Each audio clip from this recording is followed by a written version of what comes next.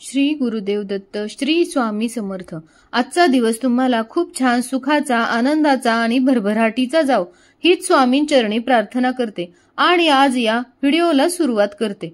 कन्यादान। बेलापूर गावात विकास पाटलांचा मोठा वाडा होता। नावाप्रमाणे श्रीमंत, खूप जागा जमीन होती। घरात कशाचीही कमी नव्हती। हाताखाली नोकर चाकर, घरातील बायकांच्या अंगावर खूप दागिने असायचे। अगदी संपन्न असं घर होतं, पण त्यांच्या घरात बायकांना तुच्छ लेखून वागवलं जायचं। बायकांनी बाहेर जायचं नाही, मोठ्या लोकांमध्ये बोलायचं नाही, पाटलांचा शब्द शेवटचा असायचा। बायकांनी चूल मूल याशिवाय दुसऱ्या कोणत्याही गोष्टीचा विचार केलेला विकासरावांना आवडत नसे। सगळे त्यांना दबकूनच असायचे। पाटील म्हणजे गावातील प्रतिष्ठित व्यापारी होते, म्हणून त्याला पंचक्रोशीत प्रसिद्धी होती। पाटलाची बायको ही 20 वर्षापूर्वी एका विहिरीत पडून मेली होती।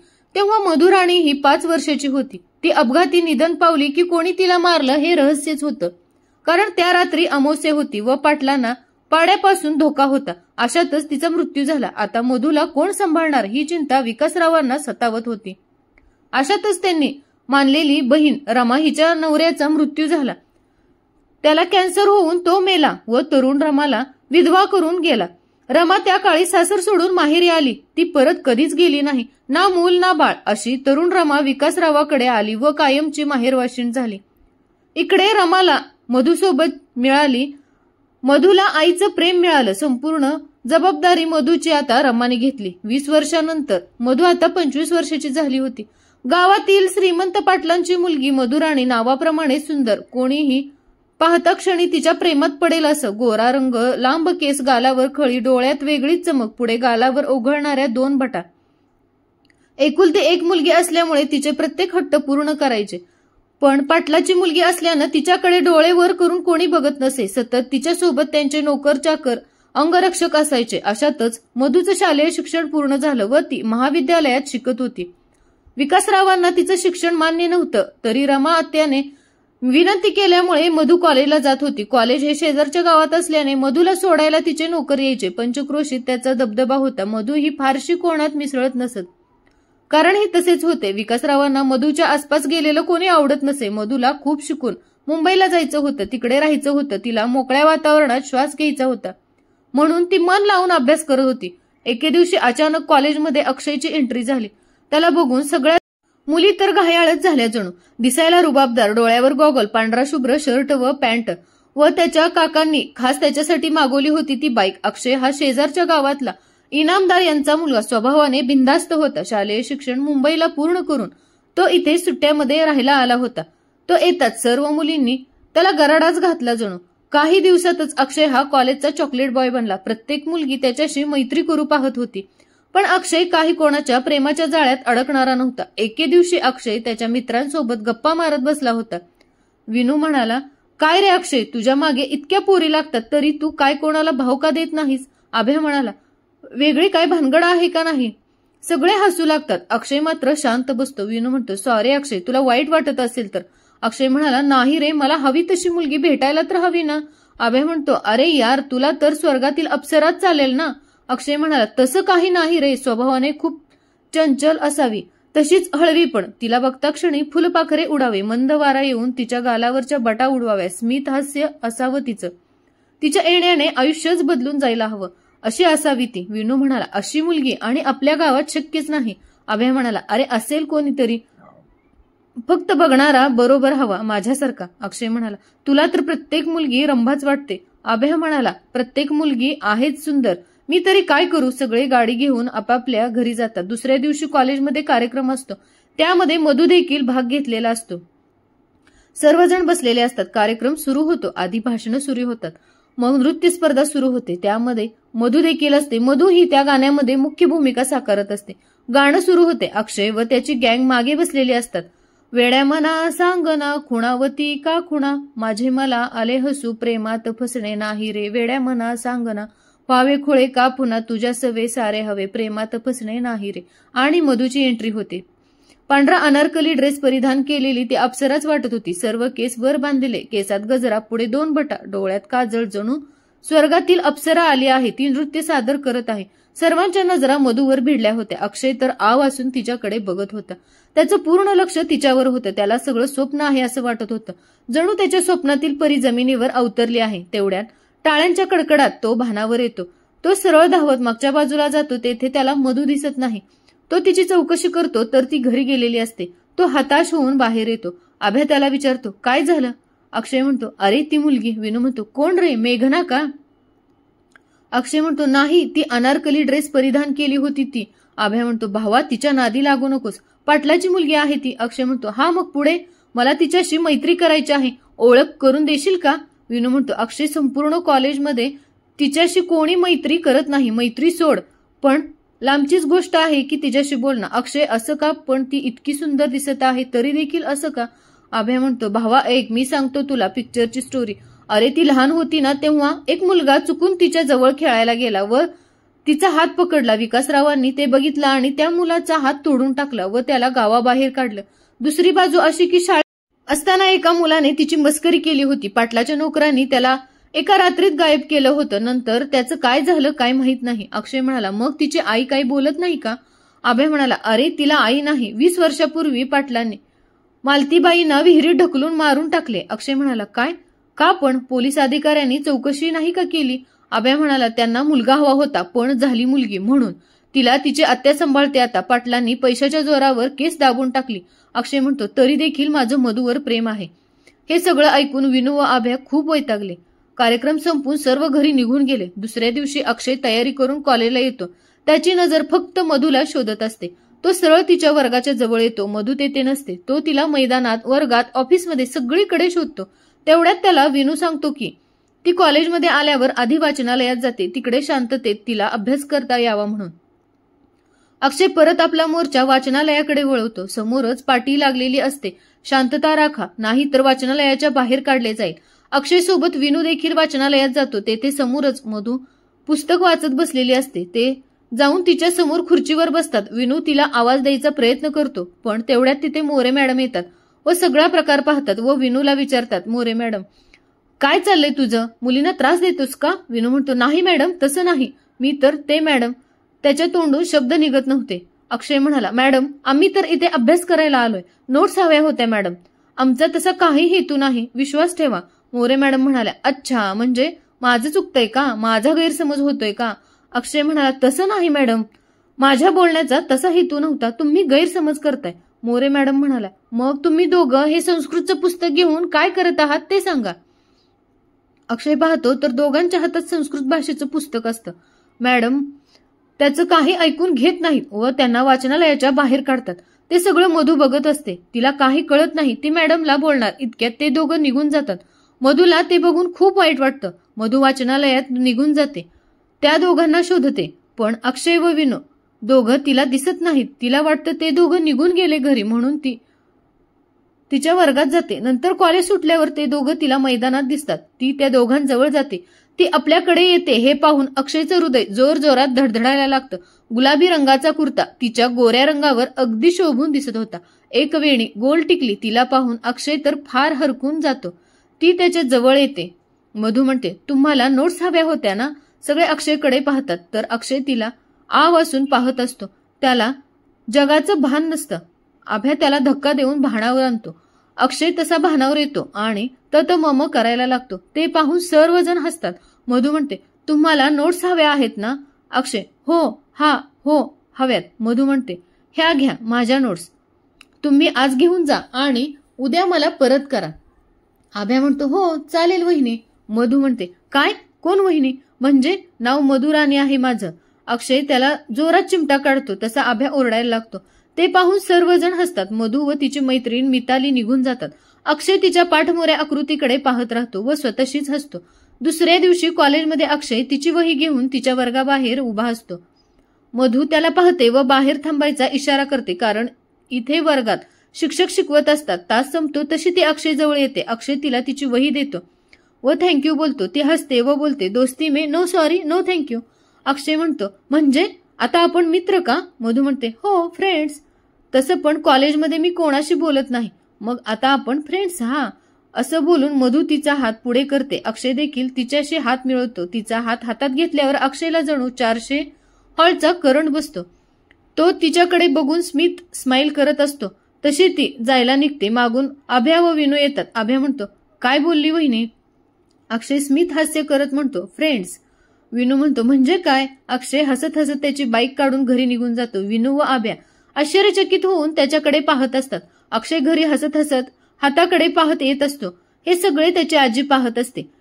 तो हसतच तिच्या पाया पडतो आणि तिला मिठी मारतो. तिला काही कळत नाही. ती देखील चकित होऊन त्याच्याकडे बघत असते. आजी म्हणते, काय झालं अक्षय साहेब? आज खूप खुश दिसत आहात. काही खास कारण आहे का? अक्षय म्हणतो, नाही ग आजी, आजचा दिवस बघ किती सुंदर आहे. मी खूप खुश आहे आज. आजी म्हणते, आम्हाला देखील कळेल का तुमच्या आनंदाचं कारण? अक्षय म्हणतो, नाही ग आजी, तसं काही नाही. अक्षय खूप लाजत असतो आणि त्यांच्या चेहऱ्यावर वेगळीच चमक असते. आजी म्हणते, ते कळतंय तुझ्या चेहऱ्यावरून. चेहरा बघ कसा लाल झालाय. अक्षय आरशात पाहू लागतो. अक्षय म्हणतो, कुठे ग आजी? काय झालंय माझ्या चेहऱ्याला? आजी म्हणते, अरे वेड्याला, अजून तुझा चेहरा कसा लाल झालाय बघ ते. सांगते, कोण आहे ती मुलगी? अक्षय आजीला स्मित हास्य करून सरळवर त्याच्या खोलीमध्ये निघून जातो. रोज मधूसोबत वेळ घालवणे, कॅन्टीनमध्ये तिच्यासोबत बसणे, काही प्रश्न असतील तर तिला विचारून सोडवणे. दिवसेंदिवस अक्षय तिच्यात अडकत चालला होता. हे अक्षयला कळत नव्हतं. अभ्या व विनू त्याला सांगायचा खूप प्रयत्न करत होते, पण अक्षय पुरता मधूच्या प्रेमात बुडाला होता. त्याला सगळीकडे फक्त मधूच दिसायची. एके दिवशी मधू व मिताली गप्पा मारत बसल्या होत्या. तेवढ्यात मितालीला अक्षय दिसतो. तो त्या दोघींना इशारा करून कॅन्टीनमध्ये या असं सांगतो. मिताली मधूला बोलते, किती क्यूट आहे हा अक्षू. मधू म्हणते, काय अक्षू? अक्षय कधीपासून अक्षू झाला ग? व ती हसू लागली. मिताली म्हणते, बघ ना कसला भारी आहे, कोणालाही आवडेल असा. मधू म्हणते, समजलं मॅडम. मिताली म्हणते, काय फायदा, पण त्याला तर दुसरीच कोण आवडते ना. मधू म्हणते, ओ मॅडम, तुला कोणी सांगितलं हे? मिताली म्हणते, अगं विनू मला म्हटला ना, त्याला आपल्या कॉलेजमधली एक मुलगी आवडते. तिच्यासाठी रोज येतो तो कॉलेजला. त्याला ती खूप आवडते. मधू म्हणते, अच्छा, इथे गाडी अडकली आहे का तुमची? मिताली म्हणते, कोण असेल ग ती जिला अक्षयने पसंत केले? मधू म्हणते, कोणी का असे ना, तो आणि ती बघून घेतील. चल लवकर घरी चल, नाही तर बाबा उगाच रागवतील. तुला माहित नाही ना, त्यांना नाही आवडत उशीर झालेला. मधू व मिताली घरचा रस्ता धरतात. असेच मजेत दिवस जात असताना एके दिवशी अक्षय रात्रीचं जेवण करून अक्षय त्याच्या रूममध्ये बसून मधूचाच विचार करत असतो. तो उठून बाल्कनीत उभा राहतो. मंद वारा आणि चारही बाजूला शांतता. त्याला भास होत होते की मधू त्याच्या बरोबर इथे आहे. पिवळी साडी, लाल लिपस्टिक, कानात झुमके व लहान टिकली. अक्षयला तर विश्वासच बसत नाही. तेवढ्यात त्याचा फोन वाजतो व त्याचं गोड स्वप्न अधुरं राहतं. तो पाहतो तर अभ्याचा कॉल असतो. तो वैतागला होता. कॉल उचलतो. अक्षय म्हणतो, काय रे, इतक्या रात्री का कॉल केलास? अभ्या म्हणतो, तुझी आठवण आली म्हणून. असं बोलून अभ्या व विण्या हसायला लागले. अक्षय खूप चिडतो व कॉल कट करतो. विनू बोलतो, अरे परवा आपण कॉलेज ट्रिपला जातोय ना, आठवण करून देण्यासाठी कॉल केला. अक्षय म्हणतो, अरे हो, मी तर विसरलोच होतो. ते कामाच्या व्यापात लक्षात नव्हतं. बरं झालं आठवण करून दिली. अभ्या म्हणतो, हो भाऊ, तुझ्यासाठी काय पण. अक्षय म्हणतो, मधू येणार आहे का ट्रिपला? अभ्या म्हणतो, काय माहित नाही. तिच्या घरचे खूप कडक आहेत, नाही पाठवणार तिला. अक्षय म्हणतो, मी पण नाही येत मग. माझी पण इच्छा नाही. विनू म्हणतो, तुला यावंच लागेल, नाहीतर आम्ही कोणीच नाही जाणार. अभ्या म्हणतो, अक्षा, तू येणार आहे का? तू येणार हे ठरलंय आपलं. अक्षय व बाकी सगळे फोन ठेवून झोपायला जातात. सकाळी लवकर उठून त्यांना कॉलेजमध्ये सर्व ठरवायचं असतं. ट्रिपसाठी सरांनी बस बुक केलेली असते. अक्षयचे वडील हे कॉलेजचे चेअरमन होते. ट्रिपची सर्व तयारी त्यांनीच केली होती. दुसऱ्या दिवशी अक्षय सकाळी लवकर उठून कॉलेजमध्ये येतो, कारण आज काही झालं तरी मधूला मनवायचं असतं. त्याने ठरवलं होतं. सर्व कॅन्टीनमध्ये सर्वजण बसले होते तेव्हा विनयने ट्रिपचा विषय काढला. सर्व येणार होते, फक्त मधू सोडून. एकदा रमाबाईंनी ट्रिपचा विषय काढला होता तेव्हा विकासरावांनी पाण्याचा तांब्या दरवाजाच्या जवळ भिरकावला होता. विकासरावांना मधूने बाहेर फिरायला गेलेलं आवडत नव्हतं. तरी देखील रमाबाईच्या सांगण्यावरून मधू कॉलेजला जायचे. अक्षय असं म्हणतो की मधू चल ना ग. मधू म्हणते, सॉरी अक्षय, मी नाही येऊ शकत, मला नाही जमणार. तुम्ही जा ना सर्वजण, मस्त एन्जॉय करा. अभय म्हणतो, तू नाही आली तर अक्षयचं मन लागणार नाही. आम्ही एन्जॉय करायला सगळेजण हसायला लागतात. मधू म्हणजे अभ्या, अगं म्हणजे आमचं मन नाही लागणार ना तू नसशील तर. चल तू पण प्लीज. मिताली म्हणाली, मला माहित आहे ती नाही येणार. मधू म्हणते, तुम्ही समजून घ्या ना. सगळे आपापल्या घरी जायला निघतात. अक्षयचा चेहरा हिरमुसतो. त्याला खूप वाईट वाटत असतं. त्याची ट्रिपला जायची इच्छा नसते, पण आभ्या व विणूच्या विनंतीसाठी तो बाहेर जात असतो. मधूला त्यांचा चेहरा पाहवत नाही. ती घाईघाईत घरी येते. रामा आत्याला सर्व प्रकार सांगते. मधू म्हणते, आत्या मला देखील जायचं आहे ट्रिपला. सर्वजण जाणार आहेत ग. रामा आत्या म्हणते, तुला माहित आहे ना विलासला नाही आवडत मुलींनी बाहेर फिरायला गेलेलं, तरी तू का हट्टीपणा करतेस. मधू म्हणते, सगळे जाणार, फक्त मी सोडून. सगळे मजा करणार, एन्जॉय करणार. मी एक दिवस ही नाही का जगू शकत माझ्या मनासारखं. मला जगायचं आहे. आत्या तू कर ना काहीतरी. रामा म्हणते, मी बोलते, तू नको काळजी करू. मधूच्या मनाची अवस्था रामाला बघवत नव्हती. ती विलासरावाशी बोलायला तयार झाली. रात्री विलासराव आले. रामाने त्यांना जेवणाचं ताट आणून दिलं. घरात सगळीकडे शांतता होती. मधुराणीबद्दल विलासरावांनी ठरवले. कुठे आहे ती. रमा आत्या म्हणाली, ती जेवून झोपली. विलासराव म्हणतात, ठीक आहे. रमा आत्या म्हणते, मी ते काय सांगत होते. विकासराव म्हणतात की जेवताना बोलू नका. किती वेळा सांगितलं आहे जेवताना बोलू नका म्हणून. विलासरावांचं जेवण होतं व ते बाहेर झोपाळ्यावर बसून विचार करत असतात. मधू त्यांना बडीशेप आणून देते. रमा काही बोलायच्या आतच विलासराव त्यांना सांगतात. विलासराव म्हणतात, उद्या आम्ही मुंबईला जाणार आहोत. पहाटे लवकर उठून आम्हाला डबा द्या. येताना रात होईल. वाट बघत बसू नका. जेवून झोपा आणि मधूवर लक्ष ठेवा. इतकं बोलून विलासराव झोपायला त्यांच्या खोलीत जातात. रमा मधूच्या खोलीत जाऊन तिला ही बातमी देते. मधू खूप खुश होते आणि रमाला मिठी मारते. रमा व मधू उद्याच्या ट्रिपची सगळी तयारी करतात. रमा मधूला काही पैसे देखील देते. मधू म्हणते, आत्या हे कशाला आता. रमा आत्या म्हणते, असू दे ग, ठेवू लागले तर. मधू म्हणते, थँक्यू आत्या. रमा आत्या म्हणते की झोपा आता, खूप उशीर झाला आहे, उद्या जायचं आहे ना. इतकं बोलून दोघी पण झोपून जातात. सकाळी लवकर उठून रमा सर्व जेवणाची व्यवस्था करते. विलासराव पण त्यांची न्याहारी घेऊन जायची तयारी करतात. विलासराव म्हणतात, आम्ही येतो. मधूची काळजी घ्या. तिला बाहेर जाऊ देऊ नका. रमा म्हणते, हो तुम्ही काळजी करू नका. मी घेऊन जाईन. मी तिची काळजी घेईन. विलासराव गाडी घेऊन निघून जातात. तशी मधू तयारी करायला लागते. रमा देखील तिला मदत करते. मधूची तयारी होऊन ती निघते. रमा आत्या म्हणते, काळजी घे, लवकर ये बाळा. बाबांना कळलं ना दोघींनाही शिक्षा करतील. मधू म्हणते, हो आत्या नको काळजी करू, लवकर येईन मी परत. मधूच्या चेहऱ्यावर वेगळीच चमक होती. खूप वर्षांनी तिला असं खुश होताना आत्याने पाहिलं होतं. मधू कॉलेजमध्ये येते. सर्व आधीच बसमध्ये बसलेले असतात. अक्षय मात्र शेवटच्या शीटवर एकटाच बसलेला असतो, खिडकीच्या बाहेर बघत. त्याचा चेहराही अगदी हिरमुसला होता. मधूला पाहून सर्व आनंदित होतात. मधू सर्वांना शांत करते व अक्षय कुठे आहे विचारते.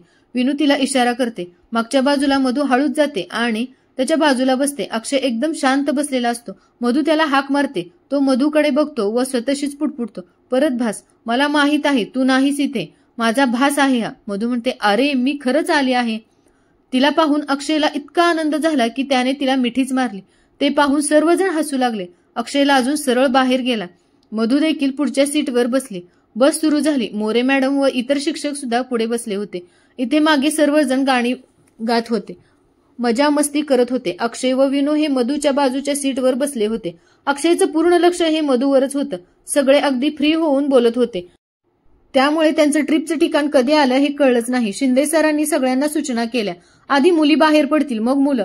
मुलांनी सर्व जेवणाचं सामान त्या कॅम्पमध्ये आणून ठेवलं. सर्वजण उतरू लागले. आभ्याने अक्षयला मागे खेचलं व सर्वजण उतरले. हे पाहून अक्षयला मधूला प्रपोज करायचं असतं हे सांगितलं.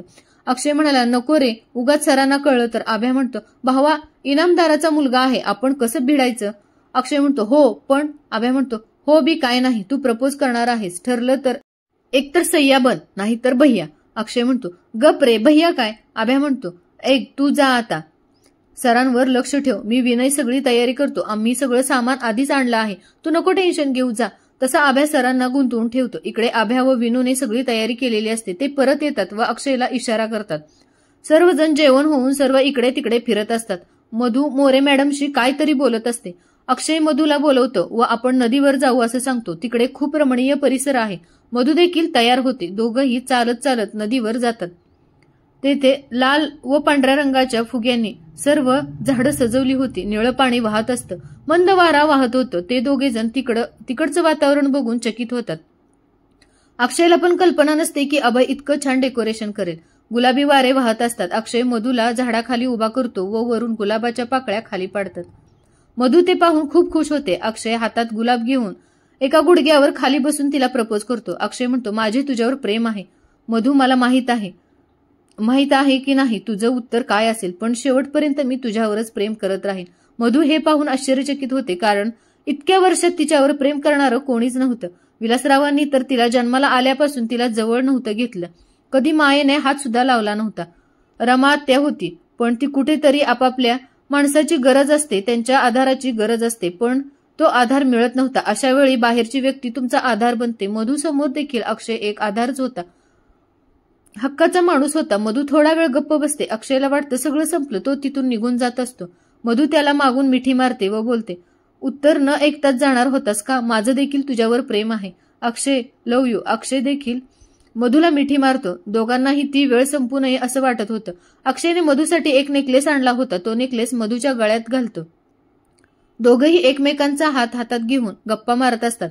तेवढ्यात विनय तेथे येतो. मधू पटकन हात बाजूला घेते. विनय त्या दोघांना बोलवतो व सांगतो, आता आपल्याला निघायचं आहे. सरांनी सगळ्यांना बसमध्ये बसायला सांगितलं आहे. ते दोघंही तिथून निघतात. निघताना मधू ते गुलाबाचे फूल बागेत टाकते. दोघंही बसमध्ये बसतात. आभ्या त्या दोघांना मागच्या बाजूला बसण्याचा इशारा करतो. संध्याकाळ झालेली असते. खिडकीतून थंड वारा वाहतो. मधू अक्षयच्या खांद्यावर डोकं ठेवून झोपलेली असते. हळूच तिची एक बड तिच्या डोळ्यावर येते. अक्षय ती बाजूला करतो. मधू डोळे उघडते व अक्षयकडे स्मित हास्य करत पाहत राहते. बस गावात येते तशी ती सर्वजण उतरतात. आपापल्या घरी जायला निघतात. अक्षय मधूचा हात हातात घेतो व किस करतो. दोघांनाही घरी जायची इच्छा नसते, तरी देखील दोघं कसं तरी सावरून निघतात. अक्षय मधूला घरी सोडायला मितालीला सोबत पाठवतो. त्या दोघी घरी जायला निघतात व अक्षय देखील त्याची बाईक घेऊन घरी येतो. संपूर्ण ट्रिपमध्ये थकल्यामुळे तो लगेच झोपी जातो. दुसऱ्या दिवशी दोघंही कॉलेजला लवकर येतात. मधू वर्गात जात असते व अक्षय तिकडून येत असतो. दोघांची नजरानजर होते. अक्षय हळूच त्याचा हात तिच्या हातात बाजूने नेतो. त्याच्या हाताचा स्पर्श तिच्या हाताला होतो. दोघंही एकमेकांकडे पाहून हसत असतात. तो स्पर्श दोघांनाही हवा हवासा वाटतो. त्यात एक वेगळी जादू असते. रोज कुठेतरी बाहेर फिरायला जायचं, बाईकवरून फिरायचं, पावसात मनसोक्त भिजायचं, शांततेत वेळ घालवणे असा त्यांचा दिनक्रम ठरलेला असायचा.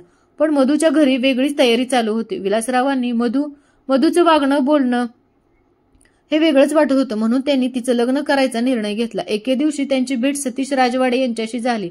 बोलता बोलता विषय निघाला व त्यांचा मुलगा यशवंत देखील लग्नाचा आहे असं समजलं. यशवंतला दारूचे व्यसन होते. रात्री अपरात्री मित्रासोबत पत्त्या खेळणे, बाहेर फिरणे हा त्यांचा छंद होता. विलासरावांनी सतीश राजवाडे यांच्याशी लग्नाची बोलणी सुरू केली व दुसऱ्या दिवशी त्यांना वाड्यावर मधूला पाहण्यासाठी बोलवलं. विलासरावांनी आनंदाने घरी आले. खुशीत त्यांनी सर्वांना पेढे वाटले व मधूला जवळ बोलवून तिला देखील पेढा भरवला. रमात्या म्हणाले, आज काही विशेष? विलासराव म्हणाले, हो, उद्या आपल्या घरी पाहुणे येणार आहेत. त्यांच्या स्वागताची तयारी करा. सतीश राजवाडे व त्यांचा मुलगा यशवंत येणार आहे. मधूला पाहिला. इतकं बोलून विलासराव निघून वर खोलीत निघून जातात. मधू हे ऐकून स्तब्ध उभी राहते. डोळ्यातून घळाघळा अश्रू गालावर ओघळतात. रमात्या देखील तिला सुद्धा वाईट वाटत असते, कारण मधू व अक्षयचं लग्न व्हावं अशी तिची इच्छा असते, पण ती काही करू शकत नसते. मधू रडत आपल्या खोलीत निघून जाते. रमा तिला कसं तरी धीर देत होती. स्वतःशीच एक निर्णय घेऊन बाहेर येते. शेजारच्या दामूला रमा एक काम सांगते. दामू हा तालुक्याच्या गावी जाऊन भाजी आणायचं काम करायचं. रमा त्याने सांगितलं ते काम फार जोखमीचं होतं. दामू म्हणतो, बाईसाहेबीन कोणी बघितलं तर? रमात्या म्हणते, कोणी नाही बघणार, तू जा आणि हा निरोप दे. दामू म्हणतो, बरं मी निघतो. रमात्या ही मागच्या दारात उभी असते. कसल्या तरी विचारात तिच्यापुढे 20 वर्षापूर्वीचा प्रसंग उभा राहिला. तेव्हा तरुण रमा ही नव्याने प्रेमात पडली होती. हे देखील शेजारच्या रायाच्या प्रेमात. राया हा शेतकरी होता. संपूर्ण दिवस शेतात काम करून तो घर चालवायचा. त्याच्या घरात फक्त त्याची आई व ते दोघेच होते. एकदा नदीकाठी रमा व राया बसले होते. हे पाहून विकासराव त्यांचा राग अनावर झाला. त्यांनी रमाला खेचून घरात आणले व रायाला खूप मारले, गावाबाहेर काढले. जबरदस्तीने तिचं लग्न शेजारच्या गावातील रतन सोबत लावून दिले. रतन हा डोक्याने थोडा कम होता, पण घरचं सगळं चांगलं होतं. खूप पैसा, बंगला, गाडी सगळं होतं. हळदीच्या रात्री राया रमाला भेटायला तिच्या खोलीत आला. रामाने त्याला तिथून जायला सांगितलं. घरातून तिचा पाय निघालाच नाही. एकीकडे प्रेम तर दुसरीकडे घराची इज्जत होती. रमाने तिच्या प्रेमाचा त्याग केला. राया हताश होऊन तिथून बाहेर पडला, पण जाताना तिला एक वचन देतो, तुला जेव्हा कधी माझी गरज असेल तेव्हा मला बोलव, मी नक्की येईन. जे 20 वर्षापूर्वी रमाचं झालं ते मधूचं होऊ नये असं रमा त्याला वाटत होतं. आता त्याच वचनाची आठवण करून देण्यासाठी तिनं रामूजवळ निरोप पाठवला. दुसऱ्या दिवशी सर्व पाहुणे येतात. कार्यक्रम छान सुरू असतो. विलासराव मधूला घेऊन येण्याचा इशारा करतात. रमा आत्या मधूला घेऊन येते. यशवंत तिच्याकडे बघतच राहतो. त्याला ती खूप आवडते, पण मधूला हे सगळं असह्य होत असतं. आत्यासाठी ती सगळं सहन करत असते. बघण्याचा कार्यक्रम संपून सर्वजण घरी निघून जातात. 2 दिवसावर लग्न आलेलं असतं. सकाळी लग्नाची तयारी सुरू असते. इकडे मधूने रडून रडून पार जीव वेडावला असतो. अक्षयला देखील मितालीकडून सर्व प्रकार समजतो. तो खूप हताश होतो. तो सगळा प्रकार त्याच्या घरी सांगतो. आधी त्याच्या घरातून विरोध होतो, कारण या दोन्ही घराची आपापसात दुश्मनी असते. निवडणुकीच्या काळात त्यांचं वैर झालेलं असतं, पण अक्षयच्या हट्टापुढे कोणाचं काही टिकत नाही.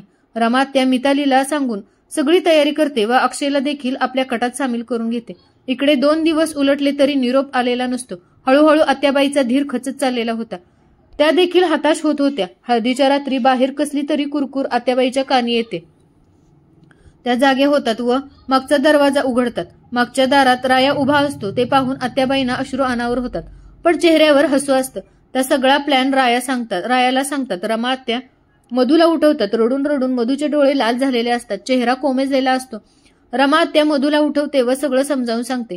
आपलं असलेलं सगळं स्त्रीधन त्या मधूला देतात. मधू व आत्या एकमेकींना मिठी मारून रडू लागतात. रमा आत्याने अगदी आईसारखं तिला जपलं होतं. राया मधूला घेऊन जंगलाच्या दिशेने पावले टाकत जातो, कारण रायाशिवाय त्या जंगलाची वाट कोणालाही माहीत नव्हती. त्याला जंगलाचे सगळे रस्ते माहीत होते आणि मधूला पळून नेण्याचं धाडस दुसऱ्या कोणात नव्हतं. मधूच्या पाठमोऱ्या आकृतीकडे रमा आत्या पाहत राहतात. अश्रू पुसून पुन्हा आपल्या खोलीत येतात. त्यांना माहीत असतं उद्या आकाशतांडव होणार आहे. दुसऱ्या दिवशीची पहाट होते. विलासराव मधूच्या खोलीत पाहतात, तर मधू तेथे नाही. हे कसं शक्य आहे? सगळीकडे मधू पळून गेल्याची चर्चा होते. विलासराव रागात फरमान सोडतात. तिला शोधून आणा माझ्यासमोर. त्यांना मुलीपेक्षा जास्त त्याच्या इज्जतीची पर्वा असते. आपली मुलगी अशी का वागली त्यांना काहीच कळत नाही. त्यांचे नोकर सगळा गाव पिंजून काढतात, पण ती काही भेटत नाहीत. विलासरावांना तिच्या खोलीत एक चिठ्ठी सापडते. ती वाचून ते थक्क होतात. बाबा, मला माफ करा. मी तुम्हाला सोडून जात आहे. खरं तर हे लग्न मला मान्य नाही, तरी देखील तुम्ही माझं लग्न त्या मुलाशी करून देत आहात. मला आता या पिंजऱ्यात जगायला कंटाळा आला आहे. मला मोकळा श्वास घ्यायचा आहे. कधी मायेने जवळ नाही घेतलं तुम्ही, कधी विचारपूस देखील नाही केली. मला ही धनसंपत्ती नको हो बाबा, तुमचं प्रेम हवे होते. त्या प्रेमासाठी मी तरसत होते इतकी वर्ष, पण तुम्हाला कधी माझी घालमेल कळालीच नाही. आईच्या प्रेमासाठी मी तरसत होते. आई तर लहानपणी गेली, पण तुम्ही तर होतात का असं वागलात माझ्याशी? मी मुलगी आहे का म्हणून? मी मुलगा असते तर केलं असतं का प्रेम माझ्यावर? तुम्ही सांगा ना बाबा. मला माफ करा. मी चालले हे सगळं सोडून. तुमचीच मधुराणी. पत्र वाचून विलासरावांच्या डोळ्यात अश्रू दाटून आले. आपण कसं वागत आलो आपल्या मुलीशी? का वागलो असं? त्यांना खूप पश्चाताप होत होता. अगदी गावातील वाघासारखा माणूस आपल्या मुलीच्या विरहाने व्याकुळ झाला होता. सगळा गाव त्यांना पाहून दुःखी होत होता. विलासरावांना त्यांची चूक कळली होती. रमा त्याला देखील ते पाहून अश्रू दाटून आले. ती विलासरावांना सावरण्याचा प्रयत्न करत होती, पण आपल्या हातून खूप मोठी चूक झाली हे विलासरावांना कळून चुकलं होतं. त्यांच्या कठोर मनाला पाझर फुटला होता. त्यांनी त्यांची टोपी काढून बाजूला ठेवली. एका वाघासारख्या पुरुषाला रडायची ताकद फक्त एका मुलीतच असते.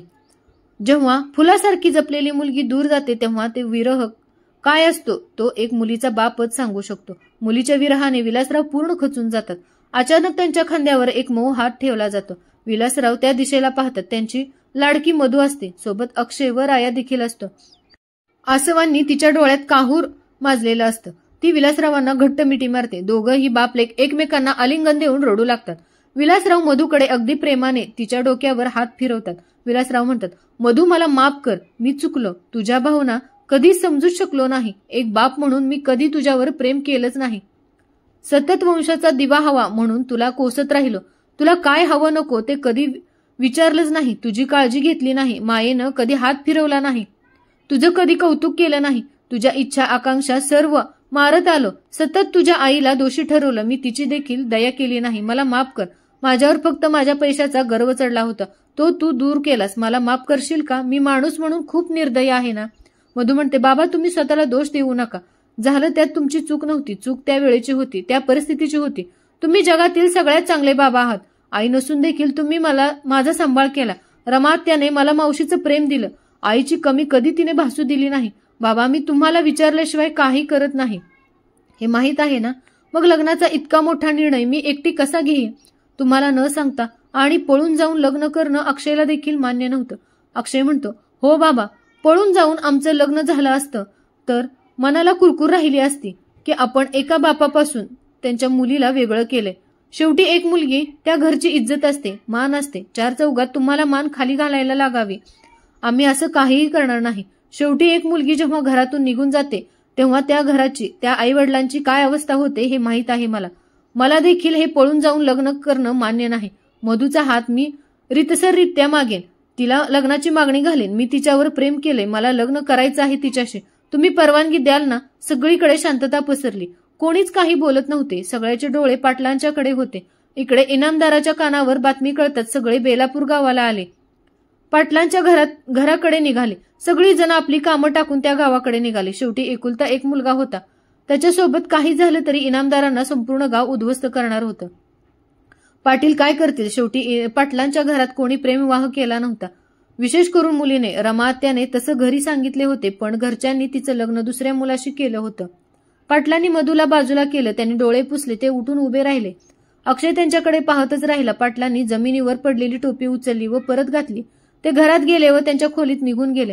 सर्वांना वाटलं सगळं संपलं. मधू खूप दुःखी झाली. तिने रमात्याला मिठी मारली. अक्षयला देखील टेन्शन आलं. पुढे काय करायचं ते मधूला धीर देत होता. सावरण्याचा प्रयत्न करत होता. जिन्यावरून पाटील खाली येण्याचा आवाज आला. परत सगळीकडे शांतता पसरली. सगळीकडे पाटलांच्या चेहऱ्याकडे पाहू लागले. विलासरावांनी एकदा मधूकडे पाहिले व त्यांनी त्यांचा मोर्चा अक्षयकडे वळवला. इकडे इनामदार देखील अक्षयच्या बाजूने येऊन उभे होते. पाटलांनी मागचा हात पुढे केला व अक्षयला पेढा भरवला. सगळे आश्चर्याने थक्क झाले. मधू देखील पाहतच राहिली. विलासराव, अक्षयराव, तुम्ही आम्हाला जावई म्हणून पसंत आहात. हा घ्या पेढा, तोंड गोड करा. विलासरावांनी अक्षयला मिठीच मारली व मधूला देखील पेढा भरवला. सगळीकडे आनंदाचं वातावरण होते, पण इनामदारांच्या चेहऱ्यावर हसू नव्हतं. जणू त्यांना हे लग्न मान्यच नाही. रमा सर्वांना पेढे वाटते, पण इनामदार ते घेत नाहीत. इनामदार म्हणतात, मला हे लग्न मान्य नाही. ही मुलगी मला सून म्हणून पसंत नाही. ज्या मुलीला दुसऱ्या मुलाच्या नावाची हळद लागली आहे ती मुलगी सून म्हणून आमच्या घरात आणणार नाही. आमची काही इज्जत आहे की नाही? अक्षय म्हणतो, बाबा, तिच्यावर माझं प्रेम आहे. लग्न करेन तर फक्त मधुशीच, नाही तर कोणाशीच नाही. विलासराव म्हणतात, असं बोलू नका. माझी एकुलती एक मुलगी आहे. ती तुमच्या मुलावर प्रेम करते. असं करू नका. हवं तर मी तुमचे पाय धरतो. असं बोलून विलास पाटील इनामदाराचे पाय धरतात व आपली टोपी काढून त्यांच्या पायाजवळ ठेवतात. हे सगळं मधूला पाहवत नाही. ती काही बोलणार इतक्यात अक्षयची आजी तिकडे येते. सगळा प्रकार पाहून ती इनामदारांना बोलते, हीच शिकवण दिली आहे का आम्ही तुम्हाला? त्या मुलीचा बाप लाचार होऊन माफी मागतोय तर त्याचा गैरफायदा घेताच का? एका मुलीला जर दुसऱ्या मुलाच्या नावाची हळद लागली तर ती काय अपवित्र नाही होत? माणसाचं मन बघावं. तिच्या मनात फक्त अक्षय आहे. ती अक्षयवर प्रेम करते. मला ही मुलगी सून म्हणून पसंत आहे. माणसाने मनाची सुंदरता बघावी. माणसाचं मनाने लग्न होणं गरजेचं असतं, शरीराने नाही. जर ती तुझ्या जागी असती, मुलगी असती तर काय केलं असतं? तुला देखील मुलगी आहे. एका बापाचं काळीज तुलाच कळेल. जर तुझ्या मुलीला तिच्या सासरच्यांनी स्वीकारायला नकार दिला तर काय करशील तू? आहे का उत्तर? इनामदारांना त्यांची चूक कळते. ती मधूची व मधूच्या वडिलांची माफी मागतात आणि त्यांच्या लग्नाला परवानगी देतात. इनामदार, मला माफ करा, पण माझी एक अट आहे. मला हुंडा हवाय. अक्षय म्हणतो, काय बोलताय हे बाबा? विलास पाटील म्हणतात, माझं आहे ते माझ्या मुलीचं आहे. बोला, काय हवंय ते? मी माझ्या मुलीच्या सुखासाठी काही पण करायला तयार आहे. तुम्ही स्वखुशीने सांगा काय हवंय ते. शेवटी माझी एकुलती एक मुलगी मी तुमच्या स्वाधीन करणार आहे. यानंतर मी तुमच्या घरची सून होईल. ही तुमच्या घरची सून होईल ही नक्कीच. तुमचं नाव मोठं करेल. माझी लेक हुशार आहे. तुम्ही तिला सांभाळून घ्यालच. इनामदार म्हणतात, आम्हाला हुंड्यामध्ये हवंय की तुमच्या मुलीने म्हणजे आमच्या सूनबाईंनी पुढचं शिक्षण पूर्ण करून पुढच्या निवडणुकीत आमची साथ देऊन निवडणूक लढवावी. तुम्ही फक्त तिलाच मत द्यायचं हा, असं वचन हवंय मला. हे पाहून सारे हसू लागतात. सगळं आनंदाचं वातावरण होते. मधूच्या डोळ्यात आनंदाने अश्रू वाहतात. विलासराव तिला जवळ घेतात. मधू व अक्षय सर्व मोठ्याचा आशीर्वाद घेतात. मोठ्या धूमधडाक्यात पाटील आपल्या एकुलत्या एक मुलीचं लग्न लावून देतात. पाठवणीच्या वेळी सर्वांच्या डोळ्यात अश्रू दाटून येतात. रायाला देखील माफ करतात व झालेल्या प्रकाराबद्दल त्याची माफी मागतात व भूतकाळात झालेली चूक सुधारून रमा व रायाचं लग्न लावून देतात. पाटील नंतर राजवाडे साहेबांची देखील माफी मागतात. मुळात बाप लेकीचं नातं हे खूप वेगळं असतं. मुलगी ही सगळ्याच घरात जन्म नाही घेत. काहीतरी पुण्य असावं लागतं म्हणून मुली जन्माला येतात. पण त्या मुलींवर योग्य संस्कार दिले तर मुलीही घराचं नाव उज्ज्वल करतात. यातून एकच शिकवण मिळते की प्रेम दिलं तरी प्रेम मिळतं. लहान असो की मोठे असो, लहानांनी मोठ्याला प्रेम द्यावं आणि मोठ्यांकडून लहानांनी प्रेम घ्यावं. माया ममता याप्रमाणे राहिली तर मुलंही आपली इज्जत करतील आणि आपल्या पसंतीचा मान देखील करतील. आपल्या घराण्याची इज्जत कधीही जाणार नाही. त्यामुळे मुलांनो आणि मुलींनो, आपल्या घराच्या इज्जतीचा मान राखून आपण जे मोठे सांगतात तसे वागावे, तसेच त्यांचा मान देखील राखावा. एकमेकांनी समजून घ्यावं. मोठ्याने किंवा लहानाने एकमेकांनी समजलं तर एकमेकांचे प्रेम वाढते. ही कथा तुम्हाला कशी वाटली हे कमेंटमध्ये नक्की सांगा. कमेंटमध्ये श्री स्वामी समर्थ असे लिहा, म्हणजे आपल्यावर श्री स्वामी समर्थांची कृपादृष्टी अखंड लागून राहील. धन्यवाद.